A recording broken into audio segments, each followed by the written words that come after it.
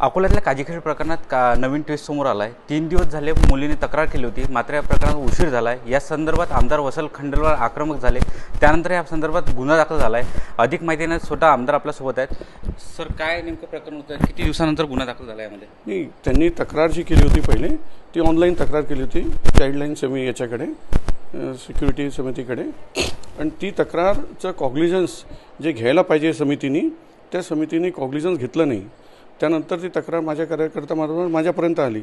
माझ्यापर्यंत आल्यानंतर मी त्याचा तपास घेतला पूर्ण तक्रारीचा की नेमकं काय घडलेलं आहे। तर घडल्यामध्ये असं लक्षात आलं की पुष्कळश विद्यार्थी त्याच्यात इन्व्हॉल्व आहे, की जे शिक्षकाकडून त्यांना वेगवेगळे व्हिडिओ दाखवण्यात आले, त्यांना प्रोत्साहन म्हणजे हे करून बाळगून त्यांच्या कब्जात घेण्याचा त्यांनी प्रयत्न केला शिक्षकांनी। ती जेव्हा माहिती खात्री झाल्यानंतर मी ताबडतोब SP साहेबांना बोललो, तिकडचे SDPO त्यांना फोन केला, नंतर ते API आहे त्यालाही फोन केला। मग त्यांनी ताबडतोब त्याला अरेस्ट केलं। त्या शिक्षकाला अरेस्ट करून त्यांनी तो तपास सुरू केलेला आहे आणि 6 मुलींनी कबुली दिलेली आहे सध्यापर्यंत, असं काल संध्याकाळी कळलं। पण अजून जे मुली आहेत ते द्यायला तयार नाही आहेत अशी माहिती आपल्याकडे खात्रीपूर्वक आहे।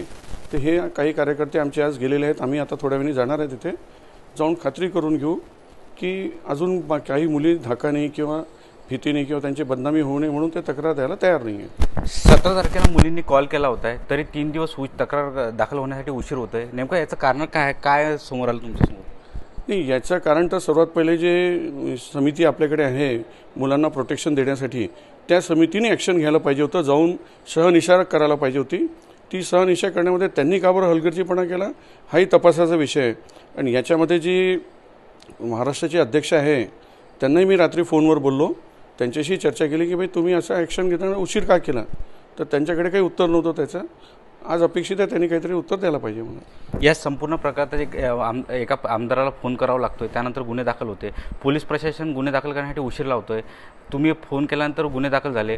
नेमकं काय तो संभाषण झालं तुमचं? काय नेमकं चर्चा झाली तुमच्या पोलिसांसोबत तुमची? नाही, मी तर सर्वात पहिले त्यांना सांगितलं की तुम्ही कारवाई ताबडतोब करा, पहिले उशीर का झाला याच्याबद्दल आज चर्चा करू आम्ही।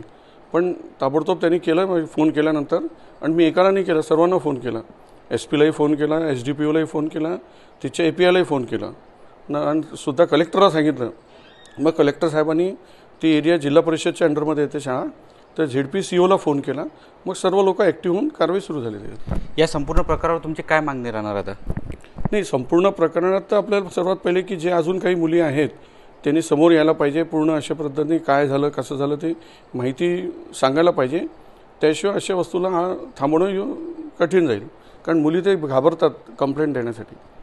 हेच होते आपल्यासोबत आमदार वत्सल खंडेलवाल, साम TV न्यूज अकोला। देश विदेशातील प्रत्येक घडामोडींचे लाईव्ह अपडेट मिळवण्यासाठी आता साम TVच्या सर्व सोशल मीडिया प्लॅटफॉर्मला लाईक, फॉलो आणि सबस्क्राईब करा। तसंच सर्व नोटिफिकेशनसाठी बेल आयकॉन प्रेस करायला विसरू नका।